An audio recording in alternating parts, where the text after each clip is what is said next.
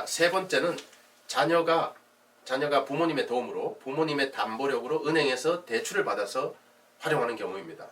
은행에서 자녀 명의로 대출을 받아서 뭐 주택도 구입하고 자동차도 구입하고 이렇게 할 수 있는데요.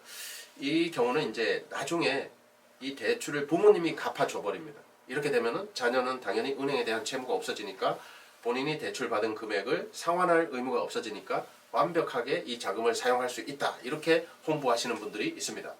채무 면제에 따른 증여세가 과세될 수 있는데 이 경우에 이제 채무 면제에 따른 증여세는 자녀가 무자력인 경우 부모님이 연대 납세 의무를 지느냐, 부모님이 자녀의 증여세를 떠안느냐 이러한 문제가 생기는데요. 이 채무 면제에 따른 증여세는 부모님이 직계존속이 연대하여 납부할 의무가 없습니다. 그렇기 때문에 이 부분 이제 자녀는 현금을 대출받아서 사용하고 부모님이 상환함으로써 채무 면제에 따른 증여세 과세가 되는데 자력이 없는 경우는 이제 체납이 되겠죠. 자녀 입장에서는 체납이 되는데 부모님 입장에서 이 연대 의무, 자녀의 증여세를 낼 의무마저 없어집니다. 연대 납세 의무가 없기 때문입니다. 이렇게 이제 홍보를 많이 하고 있습니다. 그렇지만 여기에는 함정이 있습니다. 자, 국세청의 입장은 어떨까요? 국세청의 입장은 다릅니다.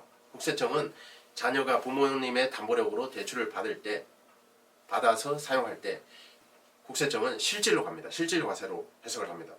국세청은 자녀가 대출을 받아서 이 자금을 활용할 때 국세청은 부모님이 대출을 받아서 현금을 증여했다고 봐버립니다. 국세청은 부모님이 그 실질이 부모님이 대출을 받아서 현금을 자녀에게 증여했다 이렇게 의제를 해버립니다. 그렇기 때문에 자녀는 현금 증여에 따른 증여세를 낼 의무가 생겨버립니다. 그리고 이 증여세는 자녀가 무자력일지라도 세금을 낼 자력이 전혀 없을지라도 부모님에게 연대 납세 의무가 주어집니다. 왜냐하면 현금 증여이기 때문에 아까 앞전에 말씀드린 대로 채무 면제에 따른 증여세처럼 연대 납세 의무를 면제받는 게 아니라 현금 증여에 따른 증여세이기 때문에 당연히 자녀의 무자력의 경우 당연히 부모님께서 연대하여 납부할 의무가 생겨버립니다.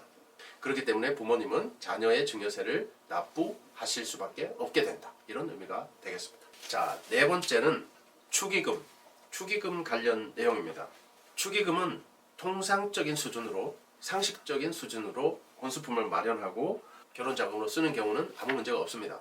여기서 통상적이라는 것은 남들이 하는 것처럼 일반적으로 지나가는 사람 붙잡고 물어봤을 때 뭐 무난하다, 뭐 그럴만도 하다 그러면 이제 아무 문제가 없는 거죠. 그렇지만 통상적이지 않아, 상식적이지 않아, 뭐 아주 비싼 가구, 해외에서 뭐 이태리에서 유럽에서 이런 비싼 가구를 들여온다든지 고가의 거액의 축의금을 혼주에 기속되는 거액의 축의금을 받아서 뭐 자동차를 구입한다든지 주택을 구입한다든지 예적금을 한다든지 이렇게 되면은 증여세가 과세될 수 있다. 이런 의미가 되겠습니다. 판례나 예규에 보면은 신랑 신부 당사자의 그런 인연이나 친분 관계에 의해서 들어오는 축의금은 전부 신랑 신부가 마음대로 쓸 수 있는 그러한 자금이 될 수 있습니다.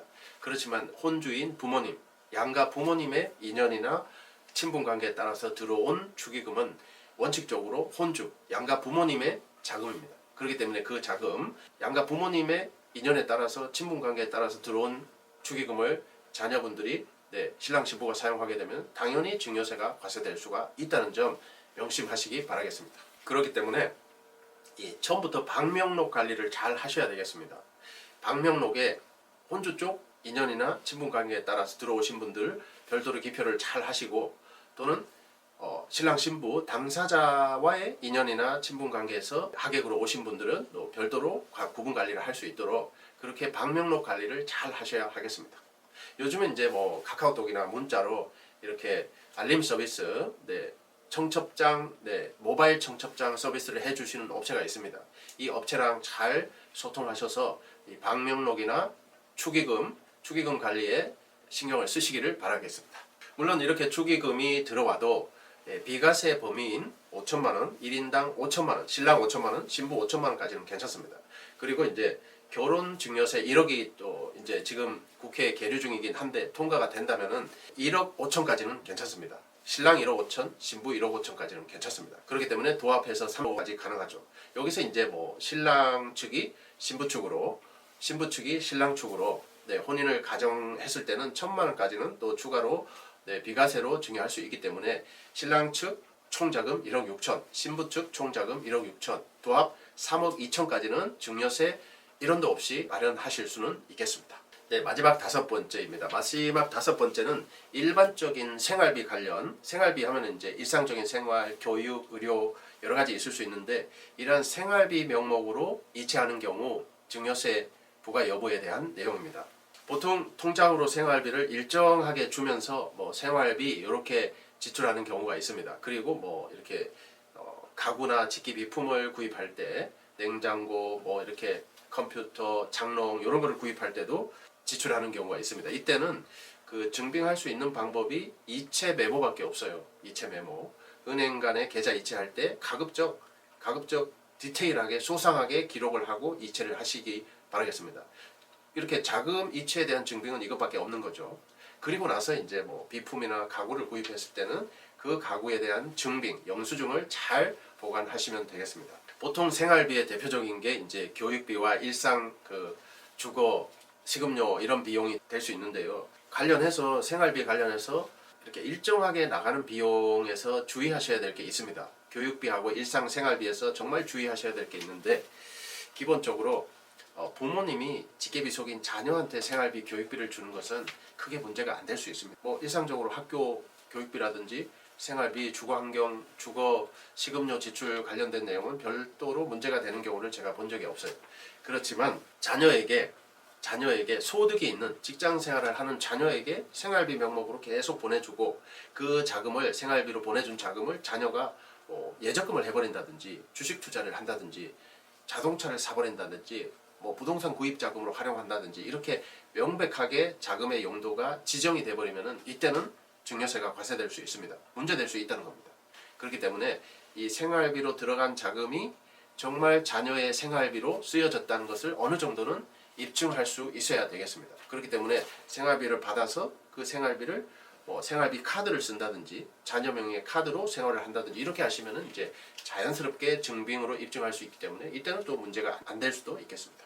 특히 주의하셔야 될 게 조부모, 할아버지, 할머니가 손자가 생겼을 때 손자, 손녀가 엄청 이쁘지 않습니까? 하는 짓도 이쁘지만 할아버지, 할머니 입장에서는 이제 직접적으로 모든 걸 케어하지 않기 때문에 어쩌다 한번 이 손자, 손녀를 보기 때문에 너무 이쁘거든요. 그래서 이 손주, 손녀가 생겼을 때 뭐 목돈을 주시기도 하고 또는 교육비를 지출해 주시기도 하고 하는데 이때 주의하셔야 되죠. 자녀가 경제활동을 하지 않습니까? 직장도 다니고 뭐 맞벌이 부부가 이제 직장도 다 다니시고 이렇게 하는데 할아버지, 할머니께서 손주, 손녀의 교육비 뭐 대학생이 된 손주, 손녀의 뭐 학자금을 500만 원, 1000만 원, 수천만 원 또는 손주가 공부를 잘해서 해외 유학을 갔어. 이렇게 했을 때 뭐 한 달에 막 수백만 원, 수천만 원씩 이렇게 보내주게 되면은 이때는 증여세가 부과될 가능성이 굉장히 높습니다. 그 이유는 직계 비속인 자녀가 경제활동을 하고 있지 않습니까? 손주, 손녀를 부모님이 부양할 수 있는 능력이 있는데도 불구하고 할아버지, 할머니가 손주의 교육비나 생활비 명목으로 이체를 하시게 되면은 이때는 증여세가 과세되는 것이 원칙입니다. 그렇기 때문에 소득 있는 자녀가 있는 할아버지, 할머니, 조부모분께서는 이 손주, 손녀에게 자금을 지출하실 때 미리 충분히 고민을 하셔서 충분히 대비를 하시고 전문가 상담을 통해서 문제점을 점검하신 후 그런 다음에 생활비, 교육비 등을 지출하시기를 꼭 추천드리겠습니다.